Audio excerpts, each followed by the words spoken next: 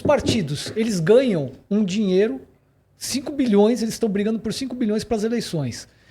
Isso daí, não sei, por que que eles brigam? Por que que eles têm que ter isso? Se você, como um deputado, caramba, quatro, você tem que fazer uma doação do seu salário para eles, para bancar todo o partido e as pessoas com quem eles pagam.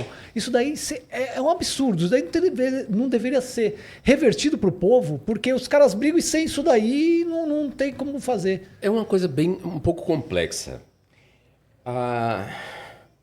Numa democracia, a democracia custa, certo? Sim. Uma democracia custa.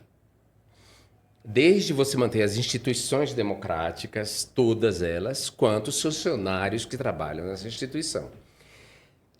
A ideia de fundo partidário existe para que o mercado não intervenha no processo eleitoral. Na teoria. Na teoria, claro. Na teoria. Na prática, o mercado intervém, o fundo partidário vira caixa 2. E a gente paga mais imposto. A gente paga imposto, ponto, certo? Mas eu acho que assim, eu sou a favor de uma campanha de moralidade pública dentro dos partidos, de uma certa coerência, principalmente dos partidos de esquerda, sobre o uso desse fundo partidário, né? Ou seja, quando eu me elegi deputado em 2010, eu me elegi por um milagre. Quando eu me reelegi em 2014, eu me reelegi por um crowdfunding que custou R$70 mil. E isso foi o primeiro alerta do sistema contra mim. Foi quando a luz vermelha começou a piscar. Esse cara é um problema. Porque se esse cara se elege com R$70 mil, doados por pessoas do Brasil inteiro, isso quer dizer que minha campanha, que custou R$3 milhões, sendo que desses 3 milhões, sei lá, 2 foi para o meu bolso, vai virar um problema. No Acre, no Rio Grande do Sul, em Roraima, vai ter alguém querendo um João Willis. Agora, assim, saindo um pouco da política, né? Porque Sim. eu quero falar do Jean que eu mais admiro. Que é o Jean, assim, que defende, assim, sabe, que luta por uma causa há muitos anos e nunca arrefeceu dessa luta, né? E um cara que um dia, em 2015, foi citado pela revista The Economist como uma das 50 personalidades mundiais que mais lutam pela diversidade. Então, assim, sinceramente, assim, o político... Uns gostam, outros gostam, mas assim, o Jean mais interessante é esse Jean aqui. Nossa, isso para mim foi tão incrível. Na lista estavam muitos que ganharam o Nobel da Paz, né? Pessoas admiráveis no mundo inteiro. Isso foi uma surpresa, foi um orgulho. Eu sigo sendo esse cara.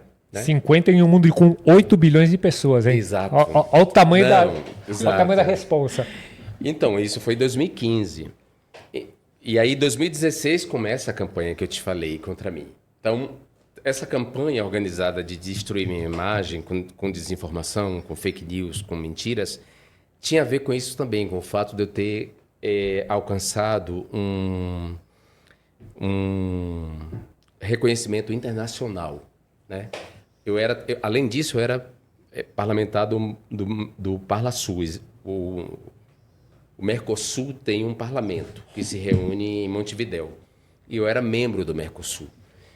E eu era membro do IPI, que é um organismo da ONU que reúne parlamentares do mundo inteiro. Então, a minha atuação ela virou uma atuação internacional. Eu sou conhecido internacionalmente. Agora há pouco eu ganhei uma capa no Jornal da Espanha, no El Público. Uma capa inteira, por causa do lançamento do meu livro. Eu fui capa no jornal, no Le Monde, na França. Eu escrevo para Counterpunch, que é uma revista muito importante dos Estados Unidos. Ou seja, eu tenho um prestígio internacional que ameaçou todo esse sistema e, por isso, eles precisaram me atacar naquilo que era mais caro para mim, que é o que eu sou. Né? Então... por exemplo, eu sou uma pessoa bacana. Se eu encontrasse a Babi em qualquer lugar, eu ia falar, nossa, você é linda, olha, eu sou gay, não estou te cantando. Você... não é um assédio, você é linda. Eu ia rir, Esse sou eu. A partir de 2016, eu comecei a perder isso, porque quando eu olhava para uma pessoa e espontaneamente sorria para ela, ela me disparava um insulto. Então, eu diria que o dano maior que essa campanha causou contra mim foi isso, foi mudar essa coisa minha. Hoje, se alguém me aborda, eu estou na defensiva, como se eu fosse uma presa diante de um predador. Eu não sei se a pessoa vai me atacar ou se ela vai me elogiar. Então, quando ela me aborda, meu corpo inteiro já toma a forma da defesa, que é a causa da minha ansiedade, né? Desculpa. Falar um pouquinho do livro novo. Ah, sim. Você escreveu ele em Barcelona? Não, eu escrevi aqui. Aqui mesmo, na volta. Esse é meu 7º livro. Tá. É a minha volta à ficção. Eu escrevi... O meu primeiro livro é um livro de contos, chama-se Aflitos, que eu ganhei o prêmio Copene de Cultura e Arte em 2001. E depois por causa do ativismo, eu não pude mais me dedicar a escrever ficção. Passei a escrever só ensaios, né? Ensaios críticos, livros de análise e tal. E a Planeta me contratou, a editora Planeta, e queria um livro de ficção, e aí eu escrevi. Eu tinha escrito ano passado. Voltando às origens. É uma... Sabe aquele anel de Mébius, que a gente chama, aquele que parece um 8, que dá uma volta assim? O infinito. Né? Chama Sinta o Anel de Mébius. Então, esse livro é a minha volta no meu anel de Mébius. Repetindo o nome do livro, você está falando Anonimato dos Afetos Escondidos. O Anonimato dos Afetos Escondidos. Então, é um livro de contos lançado pela Planeta, o selo Tusquets, que é um selo catalão. Então, esse livro vai ser traduzido, vai ser a primeira vez que vai ser traduzido para a América Latina. É muito bacana. E eu gostei de voltar para a ficção, porque na ficção você é livre. Quando eu escrevi Falsolatria é uma análise sobre o culto coletivo à mentira, à fake news, à fraude digital, à teoria conspiratória. É um diagnóstico sobre o que a gente está vivendo, né? Por que é que a nossa tia acredita num absurdo como a mamadeira de piroca? Então, tem que ter uma explicação para isso. E aí eu me dediquei a investigar isso, né? Como é que leva uma pessoa sensata, que você conviveu a vida inteira, a defender absurdos como racismo, né? Entender como é que essa chave... E aí eu uso muito a metáfora da virologia, né? Porque, para mim, a desinformação é um vírus de consciência. Os vírus, de uma maneira geral, todos os vírus são informação genética fora de nós. Não é um protozoário, um fungo, uma bactéria. Tem vida. Um vírus fora de nós não tem vida, ele é uma informação genética. Quando ele entra em contato conosco, ele engata em nosso DNA e altera nosso DNA e a gente adoece. A desinformação é como um vírus de consciência. Entra na consciência e altera, e a percepção da pessoa passa a ser outra. No livro, eu desenvolvo um conceito chamado subjetividade de seita. A pessoa passa a se comportar como um membro de uma seita. E quem já teve aqui amigo que pertence à seita sabe como é difícil você dizer para aquela pessoa que ela está sendo explorada, que aquilo é uma mentira, enfim. E aí, quando você escreve um ensaio, você tem que ter essa responsabilidade com os termos, com a pesquisa. A ficção não é livre, então são contos, são histórias inventadas, mas são histórias que, embora inventadas, criadas da minha imaginação, elas também tratam das coisas que são nossas, né? São contos. A forma literária do conto é uma forma difícil, porque num romance você tem mais tempo de desenvolver a história, os personagens. Num conto você tem que fazer isso num tempo mais curto, com menos palavras. Você tem que criar uma história que o leitor leia e se surpreenda, e tem uma chave ali, uma virada, um plot twist. E eu consigo fazer isso nesse livro com contos que às vezes ocupam 2 páginas. E aonde a pessoa pode comprar? Qualquer livraria daqui de São Paulo Livraria. tem, mas eu indico a Megafauna, que é bem interessante. A Megafauna do Copan, a Megafauna do Cultura Artística, mas tem em todo lugar. A capa é linda, vocês vão ver aí. O designer pensou uma ideia muito bacana para a capa. Então, e as críticas que saíram foram muito boas até agora, e eu estou numa turnê pelo Brasil lançando esse livro. Que legal. Uma coisa que chamou a atenção, assim, nas tuas falas, você sempre recorre muito a músicas. Demais. Tem uma música do Caetano, uma música do Gil, e tem uma frase sua que eu vi em alguma entrevista que me chamou muito a atenção. Você cita essa música aqui que todo mundo conhece. Mudaram as estações, mas nada mudou. Mas eu sei que alguma coisa aconteceu. Esse aqui é um jeito de dizer o Brasil que você deixou e o Brasil que você encontrou quando você voltou pro Brasil? Mudou, mas não mudou muita coisa, né? É o resumo do que... Eu diria que é o resumo de minha participação na política, nessa política institucional, né? Parece que o que eu fiz não resultou em nada. Porque tudo continuou. Mas alguma coisa aconteceu. Eu sei que alguma coisa aconteceu. Tá tudo assim tão diferente. E assim, e a comunidade, assim, porque a gente vê, sei lá, um público completamente heterogêneo. Então, assim, por exemplo, sei lá, o travesti, sei lá, eu não sei trans. Assim, essa massa tão diferente, ela é unida ou não? Ela compete entre si ou ela tipo, cada um por si? Nós somos um grupo heterogêneo que ao longo desses séculos estamos lutando, principalmente a partir dos anos 60, porque é nos anos 60 que se organiza o que a gente chama de moderno movimento LGBT. Antes houve...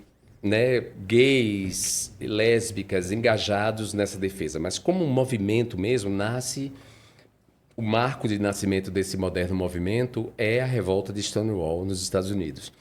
A gente vem numa luta para criar união entre nós, certo? Porque nós somos um coletivo definido de fora para dentro por uma violência. O que me torna... O que me faz ter algo em comum com um cara gay que eu não conheço é o fato dele ter vivido a mesma violência que eu e, portanto, pertencermos a essa comunidade. Entende o que eu quero dizer? Mas ele é um indivíduo e eu sou um indivíduo, então nós somos diferentes. Isso faz com que a comunidade tenha momentos de coesão e união, como foi, por exemplo, durante a epidemia de AIDS. Foi um horror que fez com que nós nos uníssemos, né? As mulheres lésbicas foram muito importantes nesse momento, porque todo o discurso religioso e político da época, a Margaret Thatcher, o Ronald Reagan, todo o discurso político e religioso culpava a nós gays. Era como se nós estivéssemos sendo castigados pelos céus por causa da nossa sexualidade. Só que, como assim? O céu... Que céu discriminatório é esse? Porque as lésbicas estão aí. As lésbicas não se infectavam. Então, peraí, não é castigo. Se fosse castigo, era para condenar todo mundo. Então, as lésbicas tiveram um papel importante, né, no enfrentamento desse discurso, no cuidado dos homens gays, porque muitos de nós fomos expulsos de casa e não tínhamos laços mais com a família, estavam doentes... né? Então, foi um momento de união muito grande da comunidade. E há momentos em que essa união ela é atacada. E nesse exato momento, essa união está atacada. O neoliberalismo está atacando a gente e está atacando a partir de particularidades bobas. Agora tem um movimento aí querendo tirar as pessoas trans do movimento, né? Uma liga LGB, que é de gays, lésbicas e bissexuais, querem tirar as pessoas trans, as pessoas queers. Isso é uma estupidez. Aí você vê que é um jeito de enfraquecer. Dividir para conquistar. E fora essa sedução do capitalismo, né? De achar que a realização ela é individual, que é o que o capitalismo tenta enganar, tenta dizer para gente, né? A realização é pessoal, depende do seu mérito. Não, não depende não.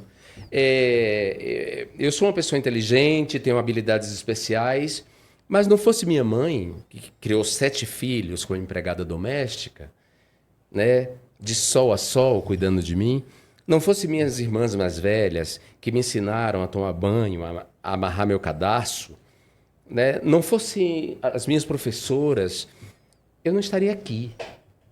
Então ninguém pode se arvorar a dizer que é mérito. Não.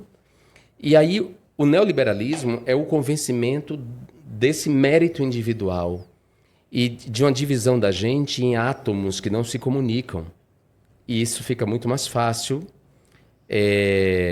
como dizer, conquistar a gente, né? Se a gente não se une, se a gente não percebe o que há de comum na gente, aí fica muito mais fácil convencer, por exemplo, de que ter saúde é um mérito. Babi, quer fazer uma pergunta, Babi? Quero saber se você continua ainda atuando como professor. Continuo, Babi. Eu adoro ser professor. Só que agora eu não estou na universidade. Eu estou dando aula em plataformas como o ICL. Agora tem uma plataforma nova chamada Brasil Fora da Caverna. Então, ICL é do Eduardo Moreira. Eduardo Moreira. Estou dando conferências, faço conferências nos cursos de pós-graduação. Eu gosto muito de dar aula. Eu não quis voltar para a universidade porque eu me tornei uma figura pública. Uhum. Uma coisa era, quando eu era anônimo, entrar numa graduação e dar aula para alunos da graduação. Outra agora é João Willis entrar na graduação. Aí tira totalmente o foco da aula e eu passo a ser o foco. Então, é melhor dar aula para esse público do que voltar para a universidade agora. Eu acho que você gostaria de ser minha aluna. Acho que sim. Estou precisando, porque você falou tanta coisa aqui que eu estou prestando atenção para poder aprender. Que bom. Babi tá até marcando eu aqui. vou te convidar para um curso que eu vou dar. Ó. Certo? Tá vendo? Eu vou chegar aqui, meu amor, inteligente, falando bonito igual a ele. Mas inteligente você já é. Você só não conseguiu ganhar a fazenda. Já que você passou por tantas coisas na vida, tantos desafios, eu quero fazer um desafio a você. Já que você convidou a Babi quer fazer um convite. Por quê? Nós temos um quadro aqui chamado de Frente com Babi. Adoro. Nós temos um estagiário que nós contratamos, ele é da 5ª série. Então, nós temos nosso estagiário da 5ª série, porque aí no capital não tá. A Babi não ganhou a fazenda, então não conseguimos ficar milionário. Com isso, nosso estagiário da 5ª série faz umas perguntas. E a Babi de frente, eu quero saber, você topa esse desafio de ficar de frente com Babi? Totalmente. Primeiro que está de frente com o Babi está de frente com o paraíso. Cuidado que você não tá entendendo. Esse paraíso pode virar o outro lado. Não tem problema. Não tem problema? Zero. Olha lá, já ganhou mais um. Já aceitou meu desafio. Agora eu quero ver. Agora vai ser com você, Babi. Eu não tenho mais nada a ver com Vamos lá, Babi. Fala, pastor. Agora, semana passada a gente recebeu aqui o Evandro Santo, Christian Pior do Pânico e tal, né? E ele se definiu como um gay de direita, evangélico e conservador. Uhum. O que você pensa dessa autodefinição? Eu acho uma maluquice. Me parece assim, me parece o monstro de Frankenstein, de Mary Shelley, sabe? A Mary Shelley escreveu sobre aquela história do Victor Frankenstein, que constrói um ser com pedaços de cadáveres, né? Eu acho um monstro, uma maluquice. Você ser gay, de direita, evangélico e conservador. Querido, tá tudo errado. Primeiro, os conservadores não gostam dos gays. Conservadores gostam de conservar a sociedade como ela é. Além de os conservadores querem conservar a sociedade como é, com seus privilégios, com as suas hierarquias.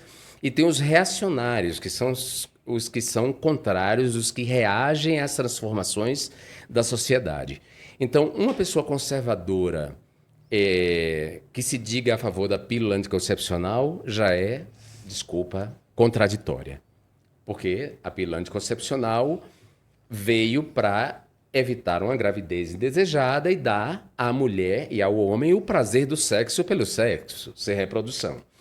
Então, gay conservador é um equívoco. Gay de direita, eu acho aceitável, mas eu acho estranho também, porque o movimento gay, todos os movimentos de liberação da sexo-diversidade foram movimentos de esquerda, né?